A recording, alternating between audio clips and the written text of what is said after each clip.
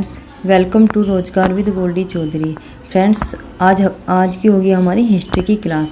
आज हम करने वाले हैं जो हिस्ट्री का प्रैक्टिस सेट। इस प्रैक्टिस सेट में जो आपके क्वेश्चन लिए गए हैं वे आपके जो प्राचीन इतिहास से और मध्यकालीन से और आधुनिक से सभी क्या होंगे, इसमें क्वेश्चन आपको देखने को मिलेंगे। तो चलिए अब हम क्लास स्टार्ट करते हैं। आज का हमारा फर्स्ट क्वेश्चन है। इसमें दिया गया है कि हड़प्पा सभ्यता की खोज किसने की थी।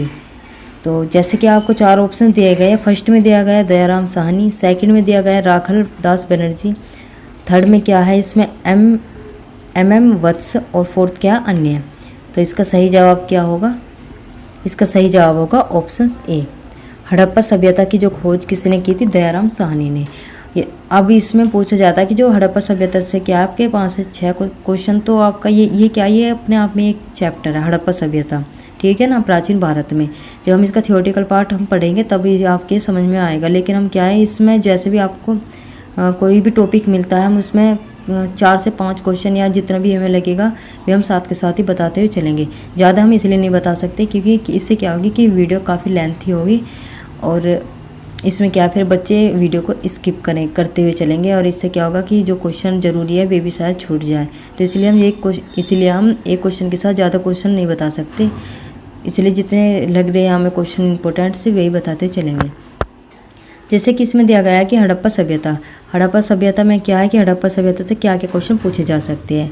तो हड़प्पा सभ्यता में क्या है कि आपसे पूछा जा सकता है सन, कि हड़प्पा सभ्यता की जब खोज की गई थी। हड़प्पा सभ्यता को हम क्या बोलते हैं? सिंधु सभ्यता। हड़प्पा सभ्यता का दूसरा नाम क्या है? सिंधु सभ्यता। और इसकी जो खोज की गई थी किसने करी थी? दयाराम साहनी। ये तो आपको ऑप्शंस में मिला है लेकिन इसका सन पूछ लिया जाता है तो इसका सन क्या होगा? 1921। तो कब खोज की थी दयाराम साहनी ने? 1921 में।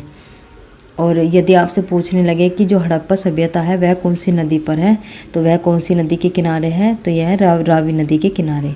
कौन सी नदी के किनारे? रावी नदी के किनारे। और इसमें जो सबसे ज़्यादा जो इसमें मिलते हैं ना साक्ष्य, जो हड़प्पा सभ्यता से जो सबसे ज़्यादा साक्ष्य मिले थे किस चीज़ के मिले थे? वे मिले थे कब्रिस्तान। जो कब्रिस्तान देखने को मिलते हैं वे कि कौन सी सभ्यता मिलते हैं? हड़प्पा सभ्यता में। और जो अन्न के भंडार है वे भी कहाँ पर मिले थे? हड़प्पा सभ्यता या सिंधु सभ्यता। तो ये थे आपके क्या हड़प्पा सभ्यता से संबंधित कुछ क्वेश्चन जो मैंने शासक जिसने एक सच्चे जैन मुनि की तरह उपवास के द्वारा शरीर त्याग दिया था। तो इसका सही जवाब क्या होगा? Option C, Chandragupta Maurya. जो चंद्रगुप्त मौर्य थे उन्होंने एक सच्चे जो जैनी मुनि थे उनकी तरह ही क्या है जब इन्होंने अपना शरीर त्याग दिया था। जो चंद्रगुप्त मौर्य थे ये किसके ये मौर्य वंश के क्या थे? संस्थापक थे। कौन थे? चंद्रगुप्त मौर्य। और चंद्रगुप्त मौर्य के गुरु का क्या नाम था? चाणक्य। क्या नाम था? चाणक्य। तो ये क्वेश्चन पूछा जाता है ज़्यादा हिस्ट्री में कि चंद्रगुप्त मौर्य के गुरु का क्या नाम था? चाणक्य। और चाणक्य की जो पुस्तक का क्या नाम था? अर्थशास्त्र। अर्थशास्त्र का मतलब ये नहीं है कि इकोनॉमिक्स से रिलेटेड बुक है। ये क्या थी? अर्थशास्त्र उस बुक का नाम था। लेकिन उसके अंदर जो डिटेल्स थी ना वे संविधान की थी, यानी कि वह राजनीति की क्या थी? बुक थी। राजनीति जो शास्त्र था उसकी क्या थी? बुक थी, अर्थशास्त्र। तो ये थी क्या? चाणक्य का दूसरा नाम भी पूछ रहे थे तो चाणक्य को कूटनीतिज्ञ भी कहा जाता है। क्या कहा जाता है? कूटनीतिज्ञ। किसे कहा जाता है? चाणक्य को। तो चंद्रगुप्त से और भी क्वेश्चन आते हैं लेकिन इतना बहुत है क्वेश्चन। नेक्स्ट क्वेश्चन इसमें दिया गया है कि तराइन का प्रथम युद्ध किस किस के बीच लड़ा गया। तो तराइन का जो प्रथम युद्ध है, पहले तो ये मालूम होना चाहिए कब हुआ था। तो ये कब हुआ था? 1191 में। बात करते हैं हम कि ये किस किस के बीच में हुआ था। तो इसका सही जवाब क्या होगा? ऑप्शन बी, मोहम्मद गौरी और पृथ्वीराज तृतीय। तो तराइन का जो प्रथम युद्ध हुआ था वह किसके बीच में हुआ था? वह हुआ था मोहम्मद गौरी और पृथ्वीराज तृतीय के बीच में। इसमें क्या हुआ था कि जो पृथ्वीराज तृतीय था वह इसमें क्या हुआ था? विजयी हुआ था। क्या हुआ था? विजयी हुआ था। जो गौरी के थे इसमें 3 युद्ध हुए थे जिसमें प्रथम क्या था? तराइन का प्रथम युद्ध था। वह कब हुआ था? 1191 में। अब पूछ लिया जाता है क्या सेकंड युद्ध कब हुआ था? 1192 में। यानी कि 1 साल के बाद ही क्या हुआ? तराइन का सेकंड युद्ध भी स्टार्ट हो गया था 1192 में। वह भी किसके बीच में होता? वह होता गौरी और पृथ्वीराज चौहान के बीच में। इसमें क्या होता कि जो गौरी था इसमें जीत गया था, बस इसी युद्ध में क्या था गौरी हारा था, नहीं तो जो सभी जो युद्ध थे उसमें क्या था गौरी जीत गया था। और थर्ड क्या होता चंदावर का युद्ध, उसमें भी क्या था गौरी और जयचंद के बीच में हुआ था, उसमें भी क्या था गौरी जीत गया था। तो वह कब हुआ था चंदावर का युद्ध, वह हुआ था 1194 में। तो ये क्या है आपके जो 3 आपके युद्ध है जो गौरी से थे रिलेटेड, तो ये आपके सभी एग्जाम में क्या देखने को मिलते हैं। जिससे फर्स्ट था क्या तराइन का प्रथम युद्ध, सेकेंड था तराइन का सेकेंड युद्ध, और थर्ड क्या था तराइन उसका चंदावर का युद्ध। तो चंदावर का युद्ध किस किस के बीच में होता, गौरी और जयचंद के बीच में, जिसमें क्या होता गौरी जीत गया था और जयचंद हार गया था। वो भी किस लिए हार गया था, पृथ्वीराज चौहान के कारण ही। नेक्स्ट क्वेश्चन इसमें दिया गया है कि बंगाल को मुगल साम्राज्य से पृथक कर स्वतंत्र किया था, यानी कि जो बंगाल को मुगल साम्राज्य से पृथक कर स्वतंत्र किसने कराया था। तो इसका सही जवाब क्या होगा, इसका सही जवाब क्या होगा, ऑप्शन डी।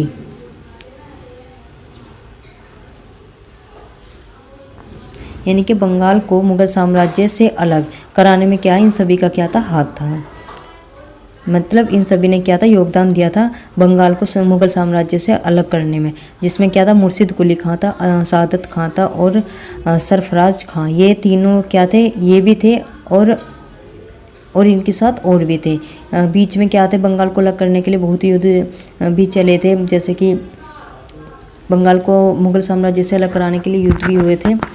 लेकिन इसमें क्या है कि यही पूछा गया कि बंगाल को मुगल साम्राज्य से पृथक कराने के लिए स्वतंत्र कराने के लिए कौन कौन थे। तो ये तो तीनों थे, इसके साथ क्या थे और भी थे। नेक्स्ट क्वेश्चन इसमें दिया गया है कि विधवा पुनर्विवाह कानून कब बना था। जो विधवाओं के लिए जो पुनर्विवाह कानून वह कब आया था। एक बार मैं आपको समझा देती हूँ पुनर्विवाह का मतलब क्या होता है। पुनर्विवाह का मतलब होता है कि जैसे कि जो पहले टाइम में क्या होता था कि जैसे किसी की शादी होगी तो शादी होने के बाद जैसे ही वो विधवा होती है तो उसे क्या था कि वो अपनी पूरी जो लाइफ है वो इस तरह से ही अपनी विधवा जीवन जिए। लेकिन इस समय क्या है संशोधन किया गया, उन्होंने कहा मतलब जो संशोधन किया गया अमेंडमेंट किया गया उसमें कहा गया कि अब जो महिला है जो शादीशुदा है यदि उनके साथ इस तरह की कोई भी घटना होती है तो उन्हें इतना हक है कि वे अपना दूसरा विवाह भी कर ले। और मीन्स यही होता है जैसे कि जब एक बार विवाह हो जाए उसके साथ यदि किस तरह की घटना होती है जैसे कि विधवा संबंधित कोई भी घटना हो जाती है और तो वह दूसरा विवाह भी कर सकती है, उसी के लिए क्या बनाया गया कानून बनाया गया। तो यही पूछा गया कि यह कानून कब आया था। तो इसका सही जवाब क्या होगा, ऑप्शन बी 1856 में।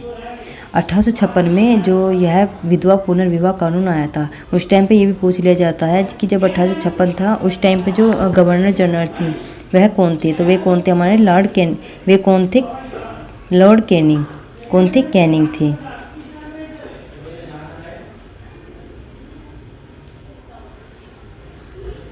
तो ये थे आपके क्वेश्चन कुछ। इसमें दिया गया है कि अंग्रेजों ने फूट डालो और शासन करो की नीति कब अपनाई थी। जो फूट डालो और शासन करने की नीति कब अपनाई थी। तो इसका सही जवाब क्या होगा, ऑप्शन सी 1858 में।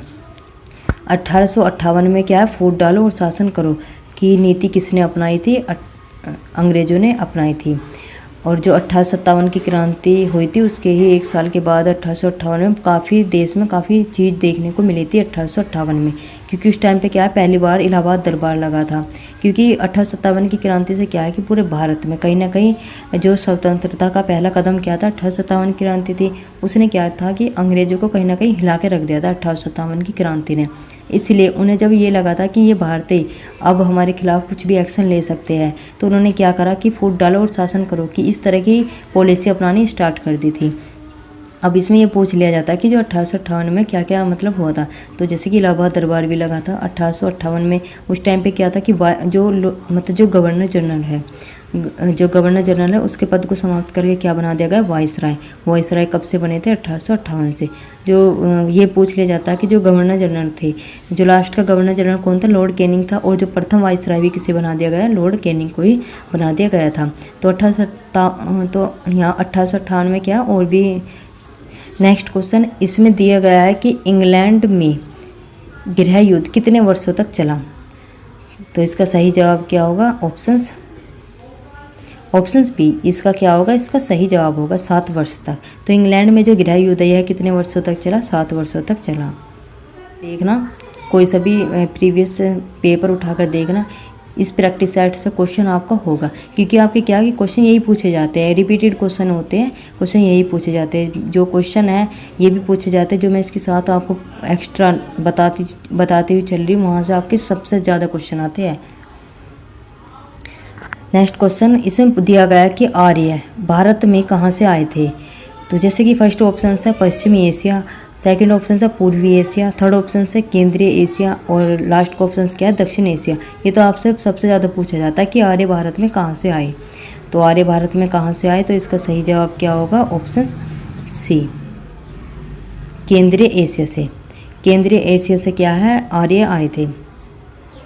मैं आपको बता देती हूँ कि आर्यों से आपके मतलब कौन कौन से क्वेश्चन बन सकते हैं। जैसे कि इसमें बताया गया कि आर्य केंद्रीय एशिया से आए। इसमें क्या है कि जो निर्माता थे उन्होंने अपने ही अकॉर्डिंग क्या बताया कि एशिया वहाँ से आए थे, एशिया उधर से आए थे, तो उन्होंने क्या अपने अकॉर्डिंग ही इसे बताया था। जैसे कि इसमें पूछ लिया जाता है कि आर्य कहाँ से आए हैं, तो आर्य कहाँ से आए, केंद्रीय एशिया से। इसमें यदि आपसे पूछ लिया जाए कि उत्तरी ध्रुव से आर्य कि यदि आपसे पूछ ले कि बाल गंगाधर तिलक के अकॉर्डिंग जो आर्य थे वह कहाँ से आए थे, तब इसका जो आंसर है वो चेंज हो जाएगा। तब इसका आंसर क्या होगा, उत्तरी ध्रुव। क्या होगा, उत्तरी ध्रुव। तो आर्य जो बाल गंगाधर के अकॉर्डिंग कहाँ से आए हैं, उत्तरी ध्रुव से। जबकि जो स्वामी दयानंद सरस्वती है उन्होंने आर्य को कहाँ से बताया था, तिब्बत से, कि आर्य कहाँ से आए, तिब्बत से आए हैं। यदि आपसे पूछने लगे कि आर्य का जो मीन्स है वह क्या होता है, यानी आर्य का अर्थ क्या होता है, आर्य का अर्थ होता है क्या, श्रेष्ठ। आर्य का क्या अर्थ होता है, श्रेष्ठ। और यदि पूछने लगे कि आर्य के जो टाइम पीरियड में जो भाषा थी वह कौन सी थी, संस्कृत।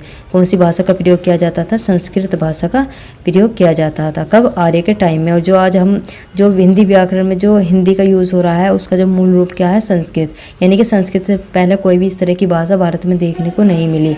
आर्यों ने ही सर्वप्रथम संस्कृत भाषा का क्या किया, निर्माण किया है। नेक्स्ट क्वेश्चन इसमें दिया गया है कि किस अवधि में रामायण एवं महाभारत की रचना की गई है। यानी कि आपसे वो टाइम पूछा गया कि कौन सा टाइम था जहाँ जब रामायण और महाभारत की रचना की गई थी। तो इसका सही जवाब क्या होगा, ऑप्शंस डी आर्य अवधि में। यानी कि जो आर्यों का जो टाइम पीरियड था उसमें क्या है, रामायण एवं महाभारत की रचना की थी। नंबर 10 इसमें दिया गया कि गुप्त समाज की स्थापना किसने की गई थी। 4 ऑप्शन दिए गए हैं, जब फर्स्ट में हर्षवर्धन, सेकंड में चंद्रगुप्त, थर्ड में क्या है, समुद्रगुप्त और फोर्थ में क्या है, ब्रह्मगुप्त। तो इसका सही जवाब क्या होगा, ऑप्शंस बी क्या होगा, चंद्रगुप्त। यानी गुप्त समाज की स्थापना किसने की थी, चंद्रगुप्त ने। यदि आपसे पूछ इसमें क्या है कि गुप्त साम्राज्य से आपके कई क्वेश्चन बन सकते हैं कि गुप्त साम्राज्य से आपके कि कुछ बच्चों के मन में डाउट होगा कि जो गुप्त समाज की स्थापना किसने की थी, श्रीगुप्त ने की थी। लेकिन यदि आपसे पूछने लगे कि गुप्त समाज का जो वास्तविक संस्थापक कौन है, तो कौन था, वह चंद्रगुप्त। गुप्त वंश की स्थापना किसने की थी, श्रीगुप्त ने। लेकिन गुप्त वंश का जो वास्तविक संस्थापक कौन है, तो वह कौन होगा, चंद्रगुप्त। और इसमें जो गुप्त साम्राज्य की बात हो रही तो मैं आपको बता देती हूँ कि गुप्त जो समाज से आपके कौन कौन से क्वेश्चन पूछे जा सकते हैं। तो यदि बात करने लगे हम इसमें कि गुप्त जो साम्राज्य है, जो गुप्त साम्राज्य में क्या है, गुप्त साम्राज्य में क्या था कि कौन आया था पहले, तो इसकी स्थापना श्रीगुप्त ने करी थी। वास्तविक संस्थापक कौन थे, चंद्रगुप्त थे। लेकिन उनके बाद कौन आया था, उनके बाद चंद्रगुप्त। और चंद्रगुप्त को क्या कहा जाता है, चंद्रगुप्त प्रथम भी चंद्रगुप्त को ही कहा जाता है। और चंद्रगुप्त को कौन सा टाइटल मिला था, तो उन्हें मिला था महाधिराज का। कौन सा मिला था, महाधिराज का। महाधिराज का जो टाइटल है वो किसे मिला था, वह मिला था चंद्रगुप्त प्रथम को। और इसमें क्या है कि जो चंद्रगुप्त के बाद कौन आया था, समुद्रगुप्त आया था। समुद्रगुप्त क्या था, समुद्रगुप्त को भी भारत में किस नाम से जाना जाता है, तो समुद्रगुप्त को भारत का नेपोलियन कहा जाता है। किसे, समुद्रगुप्त को। अब इसमें क्या है कि समुद्रगुप्त से ये पूछ सकते हैं कि जो समुद्रगुप्त के बारे में जो इन्फॉर्मेशन मिलती है हमें, जो प्रशस्ति होती है वह कौन सी थी, प्रयाग प्रशस्ति। यानी कि जो समुद्रगुप्त के बारे में जो हमें इंफॉर्मेशन मिलती है वह हमें सस्ती में हमें समुद्रगुप्त के बारे में क्या मिलती है, जानकारी देखने को मिलती है। और यदि आपसे पूछने लगे कि जो समुद्रगुप्त वह क्या थे, तो वे संगीतकार थे। इनके बाद मतलब और भी आए थे, जैसे चंद्रगुप्त सेकंड भी आया था। चंद्रगुप्त सेकंड को विक्रमादित्य भी कहा जाता है। उनके बाद कौन आए थे, कुमारगुप्त आए थे, फिर स्कंदगुप्त भी थे। और जो लास्ट के कौन थे, जो गुप्त वंश का पूछा जाता है कि गुप्त वंश का जो लास्ट का रूलर था कौन था, तो लास्ट का रूलर कौन था, विष्णुगुप्त था। तो ये थे आपके गुप्त वंश से संबंधित कुछ क्वेश्चन कि जो इसमें जो आपसे पूछ लिया जाता है, सिक्वेंस के अकॉर्डिंग पूछ लिए जाते हैं कि गुप्त साम्राज्य पर कौन कौन सा रूलर आया था। तो ये मैंने आपको बता दिया था। नेक्स्ट क्वेश्चन इसमें दिया गया है कि पानीपत की दूसरी लड़ाई किस किस के बीच में हुई थी, यानी कि पानीपत की जो दूसरी लड़ाई है वह किन किन शासकों के बीच में हुई थी। तो इसका सही जवाब क्या होगा, ऑप्शन फर्स्ट। यदि आपसे पूछने लगे कि जो पानीपत का जो प्रथम युद्ध है वह कब हुआ था, तो पानीपत का प्रथम युद्ध कब हुआ था, 1556 में। कब हुआ था, 15 अकबर और हेमू के बीच में ही हुआ था। इसमें क्या था, अकबर की साइड से कौन था, बेगम खान था और हेमू था। इसमें क्या हुआ था कि हेमू जो था इसमें पराजित हुआ था। पानीपत के कितने युद्ध हुए थे, 3 युद्ध हुए थे। ठीक, एक तो पानीपत का प्रथम युद्ध कब हुआ था, 1526 में। कब हुआ था पानीपत का, फर्स्ट बैटल ऑफ पानीपत कब हुई थी, 1526 में। कब किस किस के बीच में हुई थी, तो वह हुई थी जो इब्राहिम लोदी और बाबर के बीच में हुई थी, जिसमें क्या हुआ था, बाबर विजयी हुआ था और इब्राहिम लोदी मारा गया। तो इब्राहिम लोदी कौन था, लोदी वंश का लास्ट का रूलर था। और जो इब्राहिम लोदी था वह युद्ध भूमि में मारे जाने वाला पहला ऐसा शासक था जो युद्ध भूमि में मारा गया था। तो फर्स्ट बैटल तो 1526 में हुई थी, सेकंड बैटल कब हुई थी, 1556 में हुई थी। तो वह किस किस के बीच में हुई थी, अकबर और हेमू के बीच में हुई थी, जिसमें हेमू क्या हुआ था, पराजित हुआ था और अकबर क्या हुआ था, जीत गया था पानीपत के सेकेंड युद्ध में। और एक क्या हुआ था, एक लास्ट का युद्ध हुआ था पानीपत की थर्ड जो बैटल हुई थी वो हुई थी मराठों के बीच में। किस किस के बीच में हुई थी, अंग्रेज और मराठों के बीच में हुई थी, जिसमें क्या हुआ था कि जो अंग्रेज थे वे जीत गए थे और जो मराठे थे वे हार गए थे। और सबसे ज़्यादा जो मराठों का हारने का रीज़न था वो पानीपत की जो थर्ड लड़ाई थी उसी का ही था। उसमें क्या था कि मराठों की सारी शक्ति उसी में ही ख़त्म हो गई थी। उसके रिलेटेड कुछ जानकारी थी जो मैंने आपको बताई है, और इससे आगे हम आपकी नेक्स्ट क्लास में ही करेंगे। और वीडियो को लाइक करना, सब्सक्राइब करना बिल्कुल भी मत भूलिएगा। तो आज के लिए इतना ही, थैंक यू।